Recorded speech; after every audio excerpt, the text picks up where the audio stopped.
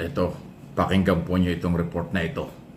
Na ang dating si Harry Roque itinakwil na ng mga Duterte. Hindi lang pinapauwi na dito sa Pilipinas, kung hindi parang ang sinasabi rito, huwag kang makialam. Huwag ka nang makialam sa mga Duterte at sa Duterte case sa ICC. Ito yung mensahe. Pakinggan po ninyo. Gusto raw ni dating Pangulong Rodrigo Duterte na tigilan na ng dati niyang presidential spokesperson na si Harry Roque ang pagtulong sa kasong crimes against humanity sa International Criminal Court. Sabi ng abogado ni Duterte sa ICC na si Attorney Nicholas Kaufman, baka makompromiso pa ang kaso ng dating Pangulo dahil kay Roque na isaan niyang pugante rito sa Pilipinas. Pinuna ni Kaufman ang paghingi ng tulong ni Roque sa isang Dutch lawyer para sampahan ng kaso ang Dutch government kaugnay sa pagtulong nito sa pagpapakulong kay Duterte sa The Hague, Netherlands. Bagaman napigilan daw ito ni Kaufman, tila tiniyak daw ni Roque na nais sa publiko ang mga hakbang. Sana raw ay hindi nakompromiso ang kooperasyon sa Dutch government na may mahalagang papel sa hinihiling na interim release o pansamantalang paglaya ni Duterte. So, bigat po niya. Matindi. Ha? Parang sinasabi, diretsahan ng kampo ni Duterte sa magitan po ng kanyang abogado na si Nicholas Kaufman. Roque, huwag ka nang makialam. Hindi ka nakakatulong. Umuwi ka na lang sa Pilipinas. Harapin mo ang kaso mo. Ayan po. So yung maraming sinasabi sa mga rally at saka ho sa kanyang social media, hindi pala yan pinakikinabangan ng mga Duterte, ng pamilyang Duterte. Hindi nakakatulong doon sa kaso na dating Pangulong Duterte. O bakit kayo mga DDS hindi nyo makastigo itong si Roque? Ayan pala yung nakakasira na, hindi na nakakatulong kasi dating Pangulo na inyong inyong sinusuportahan. Kayo mismo ang nakakasira pala kay dating Pangulong Duterte habang nakakulong. Kasi isipin mo, may plano pala si Harry Roque na idemanda yung Dutch government. Yun nga yung pinakikiusap nga nitong kampo ni Duterte, yung kanyang abogado. Nabigyan pa samantalang kalayaan. Pagkatapos idemanda mo yung gobyerno kung saan nandun si Duterte. Ano klase yun? So, at iba pa mga sinasabi. Sa totoo lang naman, kung yung mapapansin yung mga maraming sinasabi ni Harry Roque sa kanyang social media, ay talagang hindi makakatulong. Kasi halatang halata mong galit dahil hindi siya nakapasok bilang abogado. Parang halata mong may sama ng loob dahil hindi siya pinagbigyan na maging abogado ni Duterte. Ang problema kung walang tiwala sa iyo, Roque, ba't hindi mo matanggap yun? Kahit si Sara at yung mga Duterte, ayaw naman sa'yo. Kahit yung ibang abogado katulad ni Sal Panelo, ayaw din sa'yo. Di ba? So, hindi ko alam kung sinong kakampi. Malamang kakampi mo si Maharlika, pareho-pareho kayo. Puro ingay, wala naman laman. Kahit kayo mag-ingay, hindi naman pala pakikinabangan at hindi naman pala kailangan. Kasi yung sinasabi ng kampo ng dating Pangulo, hindi nakakatulong, sa halip ang tingin nila, makakasira pa sa kanilang diskarte. Alam mo naman ang laban sa kaso, diskarte yan. Kung mayroong grupo na nagmamagaling, hindi naman totoo, hindi naman pala tama, di makakasira nga. Yan ang nangyayari ngayon. Paano yan? So, umuwi ka rito, Roque, harapin mo ang kaso mo. Okay?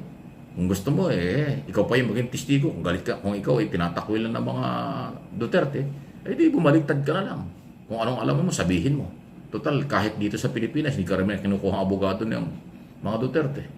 Dahil mayroong ilang abogado silang nakapaligid sa kanilang sa tingin nila magaling at makakatulong. So sa tingin ko, personal kong opinion, yung sobrang sinasabi or maaaring kadaldalan ni Harry Roque sa mga rally at kung ano paninira sa gobyerno ni Pangulong Marcos ay hindi makakatulong sa kaso Duterte. Kasi yung kanyang mga galit sa Marcos administration, personal, kasi may kaso siya na wala namang kinalaman ang dating Pangulong Duterte sa mga kaso na kinakaharap ni Roque. Kaya nga, hindi mo maiisip na yung pamilyang Duterte ay nagduda ng hindi nakakatulong, nakakasama pa. Kaya ito kaya natin binabanggit kasi yung mga DDS, mga Duterte supporters at vloggers, hindi nila matalaka ito. Pinagtatakpan nilang galit na ang Duterte doon sa kailang mga kasamahan, kapwa DDS, pati mga abogado. Yan ang totoo, pinagtatakpan nila. Pinapalabas silang solid pa. Hindi na. Yung mismong mga Duterte, magkakahiwalay na rin. Yung mismong kailang mga vlogger, nag-away-away na rin. At itong abogado nagpapakilala na nagbo-volunteer na tumulong, hindi naman tinatanggap, pinatitigil na rin, pinagsabihan na rin. O nakita mo na, yan ang totoo. Pero sasabihin nila, fake tayo, naninira tayo. Hindi paninira ang katotohanan, hindi paninira ang totoong nangyayari. Nasasaktan lang kayo dahil lumalabas ang totoo, kaya sinasabi niyong paninira. Napakababaw na argumento yan. Okay? Any comment, malaya po kayo. Ito yung isang development na maganda rin. Dalawa na po ang testigong hawak ngayon ng pamahalaan ng Department of Justice at ng PNP sa malalim na investigasyon sa missing Sabongero. Higit na 100 buhay yan. At ngayon po yung testigong hawak na, maliban kay alias Totoy, meron pang isa na sayang, kasabi ni Secretary Remulla, matibay ang sinasabi at ebidensya kasi marami siyang alam. Pati yung operation, kung paano nag-operate at paano nawala ang mga Sabongero, alam na alam daw nito. Kaya may tuturing nating lumalakas na, matibay na ang ebidensya at kaso na maaaring i-file o ipapile sa husgado ng gobyerno laban sa mastermind at nasa likod nitong paglabag sa karapatang pantao sa mga Sabongero. Latest report, mayroon palang magkapatid, yung kapatid ni alias Totoy, na parehong nagtago or nasa abroad, ay nahuli at naibalik na dito. So 3 pa lang magkakapatid na, dalawa pa yung kapatid ni alias Totoy na meron din dong alam, hindi ko alam kung ito ay magiging testigo, state witness, or ito ay ito ay suspect. So 3 na po yung magkakapatid. Si alias Totoy ang siya nag-expose, siya yung testigo.